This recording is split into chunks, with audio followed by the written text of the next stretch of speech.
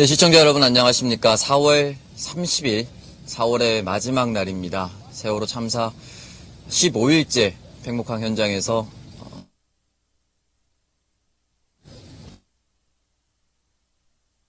고발뉴스와 팩트TV와 고발뉴스 공동 생방송 진행 중에 있습니다. 네, 오늘 첫 번째 소식부터 전해드리도록 하겠습니다. 15일째를 맞고 있는데요.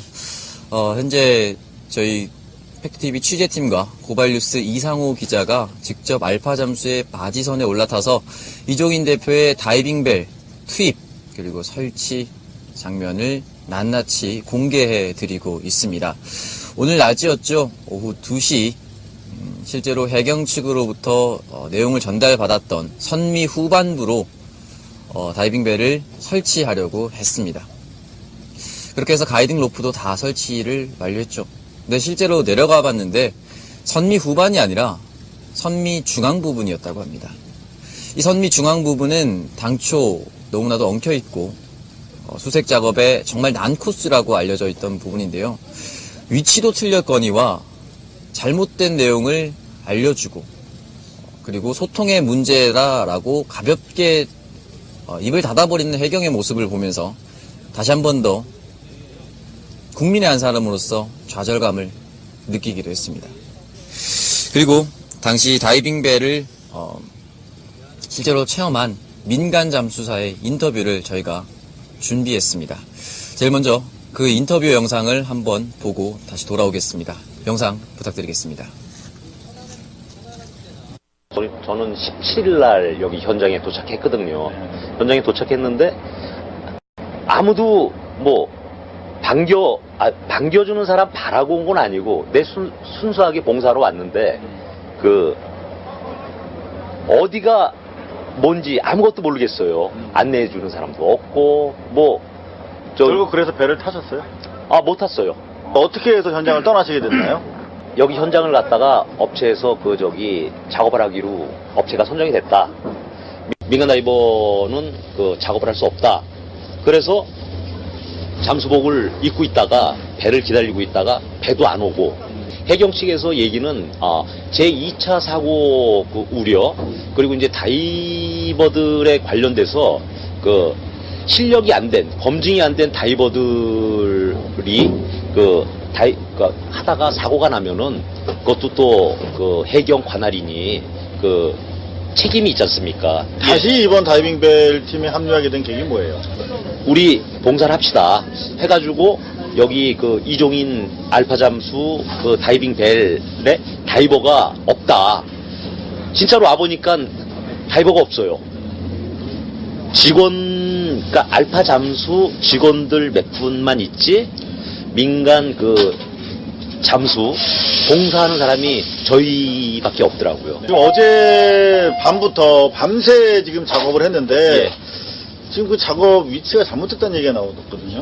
선미 부분이라고 얘기해준 부분이 계속 안 나와서 물속에 들어간 다이버가 올라와갖고 약간 바보 취급당하는 그래서 벌써 몇 번을 들어갔는데 계속 선미 부분이라고 알려준 뒤에 문을 찾아서 거기다 가이드라인을 설치를 해야 되는데 그 부분이 아니고 중앙 부분 있잖아요.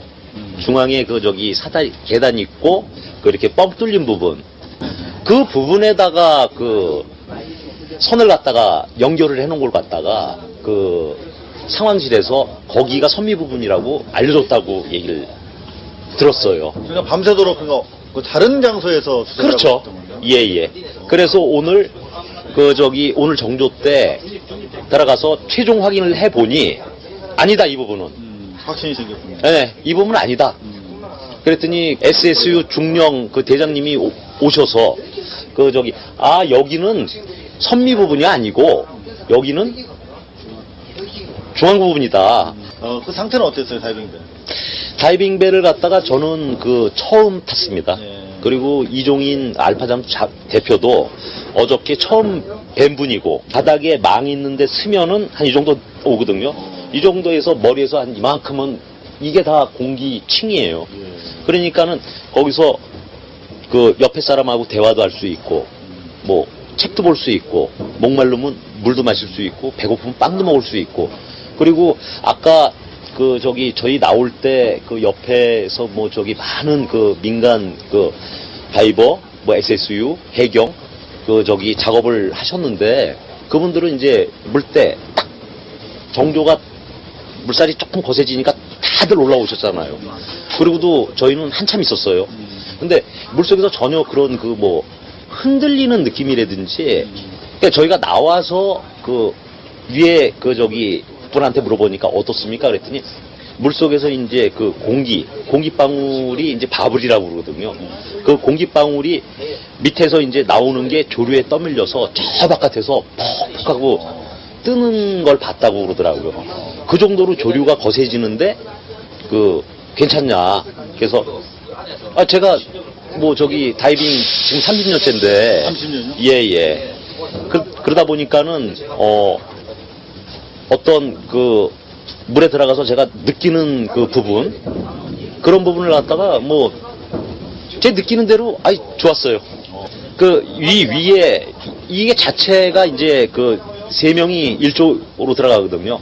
한 명은 이제 다이버 2명을 보조해주는 텐더로서 들어가고, 근데, 상당히 이렇게 불편함, 좀 공간이 좁아서 장비를 갖다가 많이 착용을 하고 있으니까, 처음에는 좀 불편할 것 같았다 느꼈는데, 편안하게 물 밑으로 내려가니까는 전혀 이렇게 불편한 게 없더라고요. 올라올 때도 마찬가지고요. 그래서 저 다이빙벨을 잘 이용하면 잠수 시간을 갖다가 조금 더 오래 그리고 가질 수 있고, 다이버들한테 잠수병이 되는 그걸 갖다가 물 위에서 바지선에서 통제를 해주기 때문에 감압 절차를 거치면서 올리거든요. 그러다 보니까는 다이버의 몸에 무리가 안 가고 상당히 괜찮은 장비라고. 올라오자마자 벌써 실패라는 그런 보도가 이어지고 있거든요. 어떻게 평가하세요? 하도 말이 많잖아요. 그리고 이제 이 다이빙벨이 논란이 굉장히 많았어요. 보도를 보니까 저게 되네 안 되네 근데 제가 봤을 때는 실패는 아닙니다. 실패는 아니고 처음에 장비를 크레인이 올릴 때 바지선이 심하게 흔들리면서, 밑에서는 요동이 조금 흔들리지만은 이 붐대가 기니까는 거기서 이 배를 갖다 들어 올렸을 때 여기서는 요만큼 흔들리면 여기서는 이만큼 흔들리거든요. 그러니까 아까 많은 영상으로 그걸 찍었는데 보시면 아실 거고, 그리고 그렇게 흔들리면서 라인이 내려오면서 고리에 꼈어요.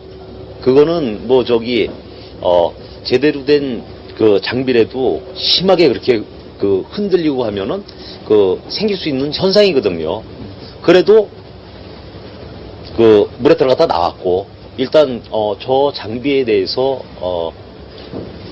되네 안 되네 보다는 제가 해봤으니까요.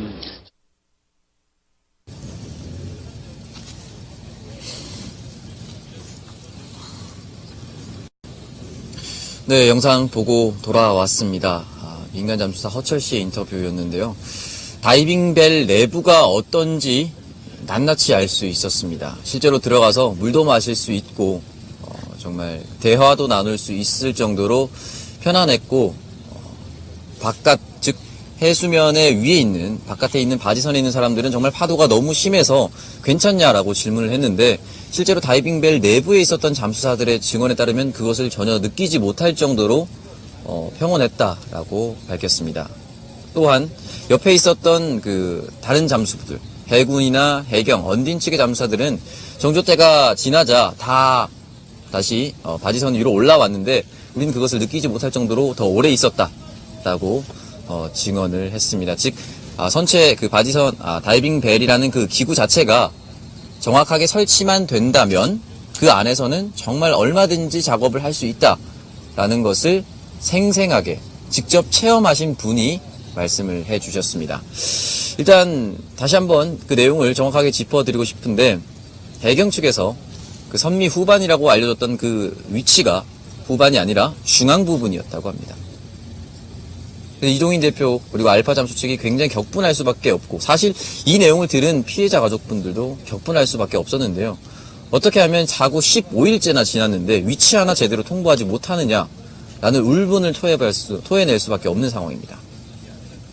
어쨌든 들어갔을 때 지금 현재 산소 밸브와 케이블이 지금 엉켜서 다시 올라왔고 터진 상태인데요. 다시 재정비가 끝났다고 합니다.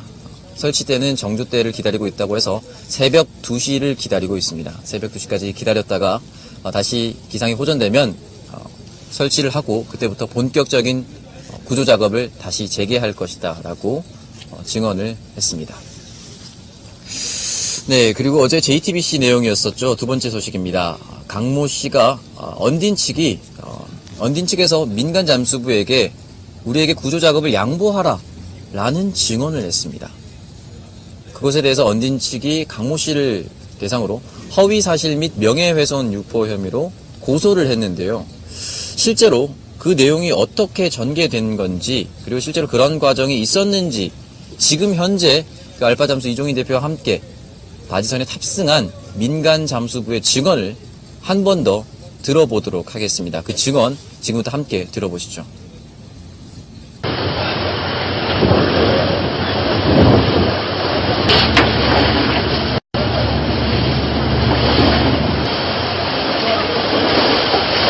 깊은 곳이 끝이 40m. 근데 거기 이제 안전줄을 우리가 설치를 해놓고 총 6명이서 그때 총 13번을 들어갔죠. 다음날 우리가 새벽부터 작업을 하려고 했는데 우리는 24시간 다 못하지 않느냐, 인원이 없어서. 거기를 이제 자기들이 하겠다. 빠져달라. 이랬던 거죠. 제일 어려운 걸 다 해놓으니까 이제 네. 그때 와서 자기들이. 네, 자기들이 하겠다. 그게 언제죠? 그때가 지난주 토요일. 그리고 지금 오늘 네. 거기서 네, 수신 내부가 좀 수습이 됐다는 거 아니에요? 그렇죠. 그럼 뭘 했을까요, 그 사람들? 그러게요. 저도 모르겠습니다. 제가 묻고 싶습니다.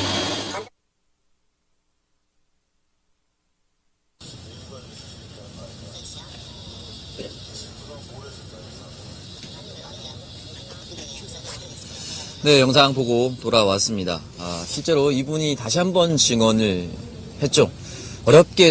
어려운 작업을 다 끝내놨는데, 그리고 물까지 직접 잠수도 하고 나왔는데, 이제부터는 우리 언딘 측에 하겠다라고, 빠져달라라고 부탁을 합니다. 과연 이 내용이 정말 증언대로 사실이라면 너무나도 충격적인 내용이라고 볼 수밖에 없습니다. 함께 작업을 하자라고 한 것도 아니고, 빠져달라라고 한 것은 누가 보더라도 그 촌각을 다투는 상황에서 어쩌면 공적 다툼처럼 보일 수도 있는 충분한 소지가 있는 것이 아닌가라는 의혹이 나올 수밖에 없는 대목입니다. 네, 세 번째 내용입니다. 그러면 언딘이 어떻게 해서 해경과 수의 계약을 맺었는가라는 것을 집중적으로 한번 따져볼 필요가 있겠죠. 당초 해경 측은 ISU라는 국제협회에 유일하게 소속된 정회원이기 때문에 언딘 측을 섭외했다라고 밝혔습니다. 그리고 이 ISU에만 가입했기 때문에 해난 구조의 전문가고 여기에 가입되어 있지 않으면 전문가라고 볼 수 없다라는 주장을 하면서 ISU라는 근거를 전면에 내세웠었죠. 그래서 그렇다면 이 ISU라는 이 기관은 어떤 곳인가 라고 한번 살펴볼 필요가 있겠죠. 정식 네임은 인터내셔널 살비지 유니온입니다. 팩트TV 납침박 취재팀은 직접 ISU에게 어떤 곳인지 설명을 부탁을 했고 가입 절차와 경로를 한번 알아봤습니다. 그랬더니 해경이 당초 주장을 했었던 ISU라는 그 정회원 제도가 국제 공인이라기보다는 국제 이익단체다라는 결과로 종합이 됐습니다. 그 내용을 저희가 영상으로 준비를 했습니다. 그 영상을 지금부터 함께 보시죠.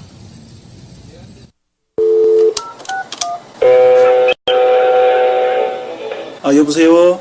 임치현 교수님이신가요? 예, 다름이 아니고 저는 그 팩트TV 이상규라고 합니다. 그 교수님 최근에 그 논문 중에 좀 제가 취재를 좀 할 게 있어서 전화를 드렸습니다. 교수님 지금 해난구조 활성화를 위한 법제도적 연구 중에 국제군안협회 ISU에 대해서 언급을 하셨지 않습니까? 이 ISU가 정인이 된다는 것들이 해난구조의 국제적인 인정을 받았다는 겁니까? 안 그러면 그냥 그 해난군안업에 종사하는 사람들 이익조직에 가입됐다는 뜻입니까? 협회 규정을 보시면 아시겠지만 인증기관은 아니니까요. 그 해난구조의 국제적인 인정을 주는 그 기관은 아니죠. 그런 규정은 없습니다. 특별하게 인증을 하고 그런 건 없고요. ISU에서 이제 인정하는 것과 지금 혼선이 좀 있는데 해난구조에 대한 이 실력을 국제적으로 인정하는 거라고 계속적으로 주장을 하는 분들이 계시니까 공식적으로 예를 들어 ISU가 우리는 능력 안 되는 사람 안 받아주겠다 그런 의도는 없지 않습니까? 그렇죠. 비공식적으로 그분들이야 충분히 왜냐하면 거기에 참가하고 있는 업체들이 대부분 국제적으로서 좀 규모도 갖추고 있고 능력도 갖추고 있는 업체들이니까 그렇게 말씀하실 수 있을지 몰라도 예. 규정상으로 그런 규정이 없는데 그렇게 말을 하는 거는 제가 뭐라고 들을 말씀이 없습니다. 근데 이게 실질적으로 지금 ISU가 국제기구나 이런 거는 법적으로는 국제기구나 이런 형태는 아니지 않습니까? 민간업체죠 그냥. 민간업체에서 이익단체에 모여있는 협회 조직인 거죠. 영국에도 제가 전화를 한번 드려봤거든요. 근데 이제 이메일 왔는 것들이 이제 제가 그 조건이나 국제 인정이라 하니까 우린 그냥 능력 있는 업체다. 그쪽에서 자격 요건이 있다 그러던가요? 세월호 참사 때문에 언급하기는 좀 곤란하다. 그러면 이제 제가 국제 인정 기관이 있냐라고 물으니까 그 대답은 답변할 수는 없고 우리 협회에서 가입된 회원사들은 능력 있는 군안업체다. 이것만 밝힐 수 있다라고 이야기를 하고 있거든요. 왜냐면 공식적으로 자기들이 문서에다가 그런 내용을 써놓은 게 없으니까 말 그대로 그 군안업체들끼리 자기들끼리 뭐라 그럴까요? 그 이익을 위해서 그 규정 보시면 아시겠지만 하나의 업체라도 만약에 이직을 하면 그게 어떤 국제적인 공정성을 가진 업체라고 말하기는 힘들지 않겠습니까? 예.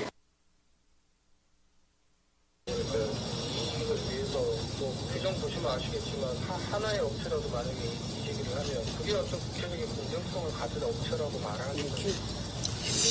네, 영상을 보고 돌아왔습니다. 해경 측이 당초 언딘을 섭외하고 소개할 때 그렇게 말했었죠. 우리나라의 군경보다 뛰어난 군안업체다 라고 밝혔습니다. 그렇고 잠수 능력을 가지고 있는 업체다 라고 밝혔습니다. 그런데 실제로 목포해양대 교수와 인터뷰한 결과 그 실력을 검증했다라기보다는 함께 비슷한 영역을 가지고 있는, 즉 비슷한 업체끼리 모인 이익단체다라고 설명을 하고 있습니다. 그러면 해경이 주장했었던 능력을 검증하고 공인하는 기관이 아니라 함께 이익을 대변하기 위한 연합체다 라고 볼 수밖에 없게 되는 거죠. 그리고 실제로 팩트TV의 나침박 취재팀이 영국 본사에 있는 제너럴 매니저인 마크 호디넷이라는 사람에게도 똑같은 질문을 던졌습니다. 어떠한 기관이고 어떠한 경로로 가입을 할 수 있으며 그 실력을 어떻게 검증하겠는가 라고 이메일로 실제로 여쭤봤습니다. 그랬더니 목포해양대 교수와 비슷한 답변이 돌아왔습니다. 물론 그들의 입장에서는 우리 그 회원인 사람들은 다 실력이 있다 라고 대답을 했지만 그것을 국제공인기관이다라고 대답을 할 수는 없다는 것이죠. 그러니 그 연합체가 공인기관은 아니다라는 정확한 결론이 나옵니다. 가입 경로도 약간은 폐쇄적이라고 할 수 있는데요. 일단 기존의 정회원 2곳 이상의 추천으로 등록이 될 수가 있는데 거기서 끝이 아니라 임원진의 회의를 통해서 진행된다고 합니다. 그리고 기존 회원의 거부권이 있다고 합니다. 반대로 설명해보면 어떤 이익단체의 집단 카르텔이 형성되어 있는 곳일 수도 있다라는 것이죠. 왜냐하면 실력이 검증되기 위해서는 숫자 또는 잠수 실력, 레벨 테스트를 통해서 많은 국제공인단체를 만들어낼 수 있고 인정할 수가 있는데 거부권이 있다는 것 자체가 실력과 무관한 곳이라는 것이죠. 그 부분을 정확하게 저희가 목포해양대 교수와 마크 호디넷이라는 사람의 그 서면 인터뷰를 통해서 정확하게 증명을 했습니다. 또한 ISU 회원만 국제 조난 또는 군안 작업에 동원할 수 있다라는 것이 국제 해사기구인 IMO 협약에 포함되어 있지 않은 것으로 나와 있습니다. 즉 ISU 회원이라고 해서 또는 그 회원만 해난 작업에 투입이 돼야 한다 라는 법적 그 어떤 근거도 국제법상에 존재하지 않고 있는 것입니다. 그러면 왜 해경은 그런 국제법적으로 인정되지 않는 언딘 측을 제일 먼저 수의 계약을 했고 그렇게 뛰어나다라고 실력을 홍보했을까 라는 의문이 남게 되는 것이겠죠. 네, 그런 규정이 해사기구에 없기 때문에 조금 더 우리가 지켜볼 필요가 있고 또 하나 쟁점을 설명을 드리고 싶은 것이 있습니다. 언딘 측은 기존에 5명에서 6명 정도 되는 소규모 회사라고 합니다. 지금 이 현장에 와서 민간 잠수부들을 프리랜서로 고용을 했다고 합니다. 그 과정에서 검증 절차를 어떻게 했는지가 궁금해질 텐데요. 반대로 일반 민간 잠수사들이 해경 측의 불신 그리고 배척 때문에 100여 명이 한꺼번에 철수하는 사태도 벌어졌습니다. 그러면 질문을 가할 수가 있죠. 해경은 무슨 근거로 그들의 실력을 검증하고 배척했는가? 언딘은 무슨 근거로 프리랜서를 고용을 했는가? 이 부분에 대한 명확한 설명이 없다면 해경과 언딘이 본인이 원하는 민간 잠수사들만 입맛대로 뽑았다라고 설명이 될 수도 있는 부분인 것이죠. 이 부분에 대해서 많은 전문가들이 의혹을 제기하고 있는 실정입니다. 네, 다음 소식으로 넘어가도록 하겠습니다. 당신이 대통령이어서는 안 되는 이유, 그리고 어제는 여고생이 헌법 조문을 조목조목 비판하면서 대통령에게 비판을 가했습니다. 또 하나 그런 글이 올라왔는데요. 대통령님, 더 이상 국민들이 실망하는 모습을 보이지 말아주세요. 라는 글을 올렸습니다. 사실 지금 온 국민이 이 세월호 참사로 정말 심적 고통을 피해자 가족분들과 함께 나누고 있습니다. 감히 피해자 가족분들만큼 어렵다라고 말씀을 드릴 수는 없지만 정말 거기에 같이 아파하고 슬퍼하고 그리고 정부의 무능에 대해서 공분을 느끼고 있습니다. 그 내용을 저희가 영상으로 또 준비를 했는데요. 영상을 보고 다시금 돌아오도록 하겠습니다.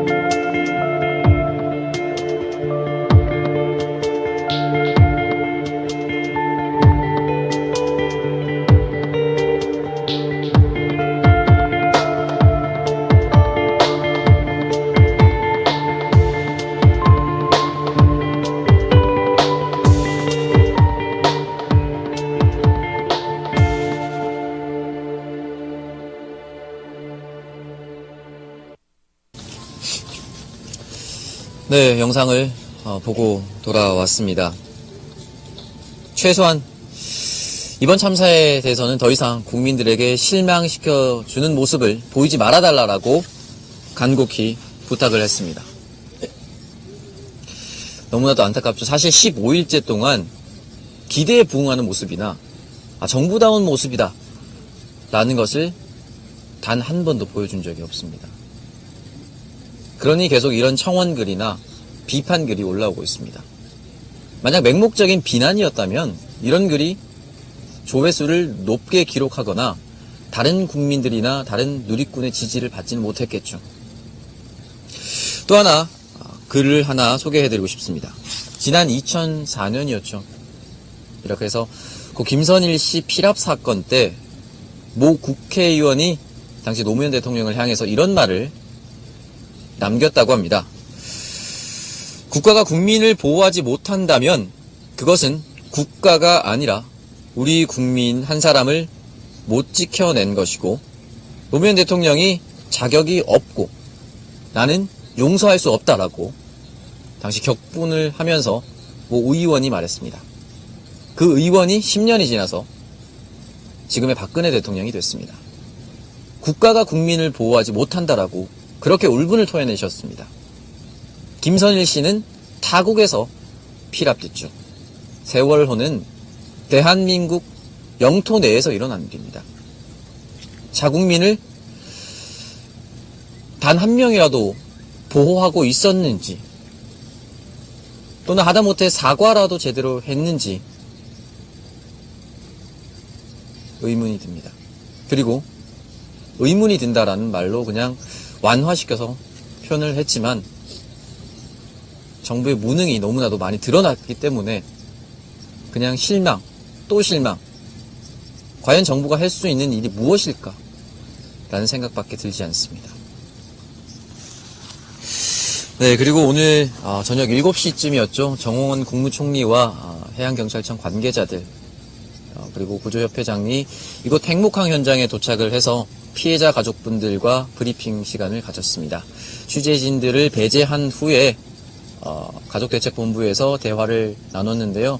간단히 언급해드리면 피해자 가족분들이 궁금한 내용을 질의응답식으로 진행을 했고, 그리고 오늘까지 있었던 구조 내용, 그리고 구조 작업에 대한 내용, 그리고 향후 전개될 구조 작전에 대한 내용을 말했습니다. 거기서 꼭 하나 설명을 드리고 싶은 게 있습니다. 오늘 한 구의 시신이 참사 현장 2km 떨어진 곳에서 발견이 됐습니다. 그것도 떠오른 것이 아니라 어선에 닻에 걸려서 인양이 아니라 닻에 걸려서 올라왔습니다.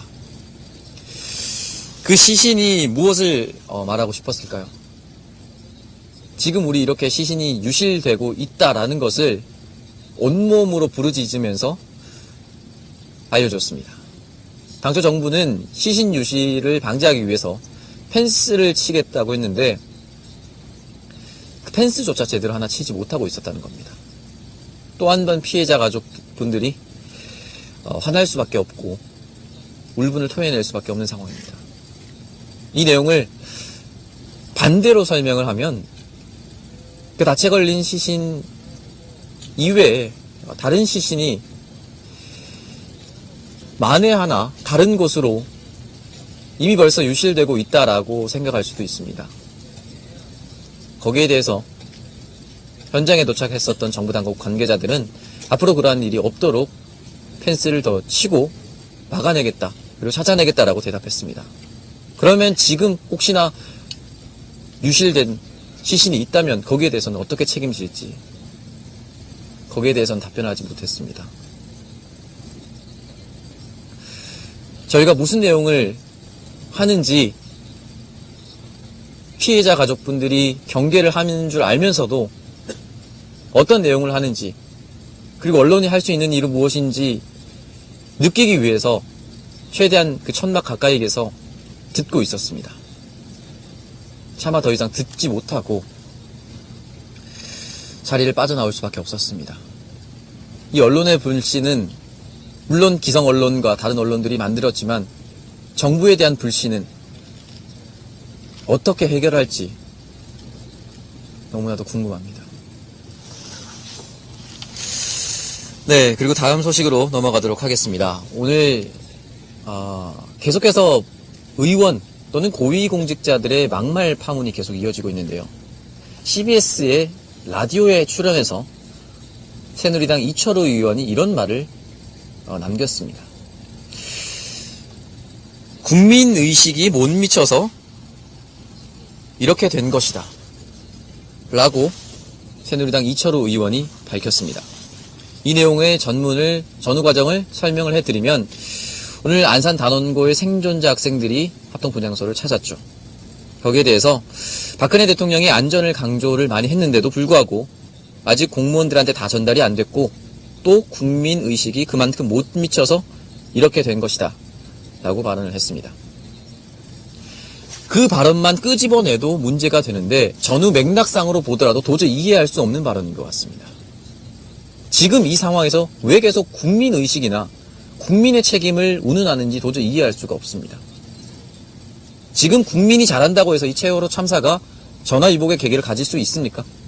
국민 개개인이 모인다고 해서 생존자를 귀환시킬 수 있습니까? 구조작업에 더 진척을 이룰 수 있습니까? 시신항구라도 더 인양을 할 수 있습니까? 왜 정부 당국의 책임과 여당의 책임, 그리고 해경당국, 구조작업을 진두지휘하고 있는 사람들의 책임을 물어도, 몇 번을 물어도 부끄러운 상황에서 왜 계속 이런 고위공직자들이, 국회의원이 국민의 의식을 운운하는지 도저히 이해를 할 수가 없습니다.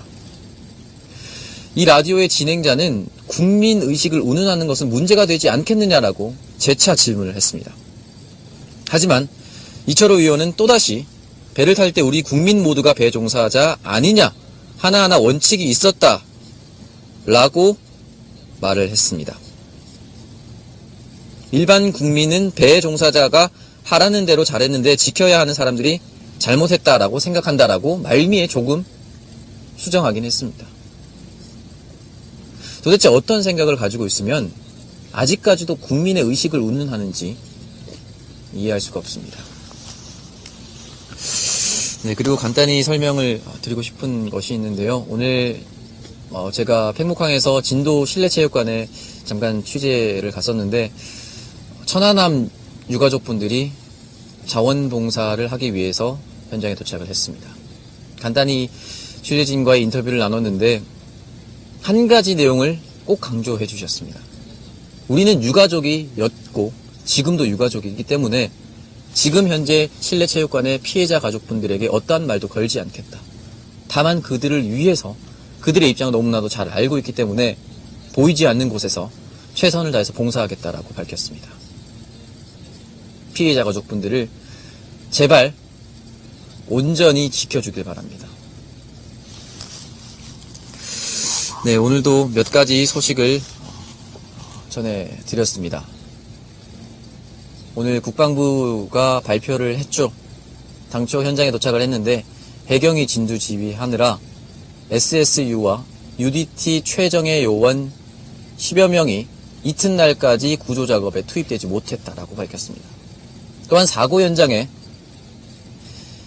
군의 헬기가 제일 먼저 도착해 있었고 유도탄 고속함이 한 척 대기 중이었는데 해경이 대기하라라고 지시를 했다고 합니다. 그러면서 해경이 대기하라는 이유를 이렇게 말했다고 합니다. 구조작업에 혼선이 빚어질 수 있으니 대기하라. 해군 함정보고는 200야드 선을 유지하라. 그렇게 해서 만약 생존자를 구조하거나 그 상황을 바꿀 수 있었다면 해경의 지휘가 옳았던 것이겠죠. 그런데 그렇지 않은 것처럼 보입니다. 한참 그렇게 구조작업이 활발하게 이루어지던 또는 구조라고 보기 어려운 탈출자를 바깥으로 빼고 있는 상황에서 유리창을 그렇게 두드리고 있었던 당시까지는 생존하고 있었던 분이 있습니다. 그분의 시신이 발견됐다고 합니다. 만약에 해군이 진입을 해서 망치로 그 유리창을 깼거나 또는 해경이 그 당시에 어떤 역할을 했다면 적어도 그때 유리창을 두드리고 있던 사람이나 그 안에서 보고 있었던 사람 한 명 정도는 또는 그 유리창을 통한 그 선실에 있던 모든 사람은 똑같이 탈출자 명단에 있었지 않을까라는 생각이 듭니다. 지휘 체계도 제대로 되지 않았고 지금 현장은 그 어떤 잘못이 드러나도 변명하기에 급급합니다. 잘못했습니다라고 제대로 말하는 사람이 없습니다. 그리고 이에 대해서 김석균 해양경찰청장이 일부 잘못을 시인하기도 했죠. 그런데 죽은 사람은 말이 없고 그렇게 잘못을 인정한다고 해서 잘못이 용서가 되는 것도 아닙니다. 정말 아무것도 한 게 없습니다. 저희가 당초 이곳 현장을 취재하러 내려왔을 때 2박 3일의 일정을 가지고 내려왔습니다. 왜냐면 우리 해군이, 우리 해경이 그들 다 구출할 수 있을 거라고 생각했기 때문입니다. 지금 10일째를 넘어가는데 심신이 지치는 것은 문제가 되지 않습니다. 희망이 없어가는 게 너무나도 두렵습니다. 또 이런 사건이 발생했을 때 우리 정부 당국이 우리를 구조해 줄 수가 있을까? 피해자 가족분들을 유가족으로 만들진 않을까라는 생각밖에 들지 않습니다. 15일째 작은 초생딸이 보름달이 될 때까지 우리 정부는 아무것도 한 게 없습니다. 내일이면 5월인데 다시 한번 그래도 희망을 가져보겠습니다. 울고 싶으면 울고 그래도 희망의 끈을 놓지 않으려고 이곳에서 안간힘을 써보도록 노력하겠습니다. 마지막으로 다이빙벨 오늘 새벽 2시에 다시 투입될 예정인데요. 저희 팩트TV와 현장에 있는 이상우 기자가 현장 상황이 재개되는 대로 생중계를 해드리도록 하겠습니다. 네, 오늘 방송도 피해자 가족분들의 입장을 대변하기 위해서 정확한 사실을 전달하기 위해서 노력했습니다. 내일 또 그리고 이 참사가 끝날 때까지 최선을 다하도록 약속드리겠습니다. 저희는 팩트TV와 고발뉴스 공동 생방송을 진행하고 있고 저는 진행을 맡은 아나운서 오창석이었습니다. 시청해주신 여러분 대단히 고맙습니다.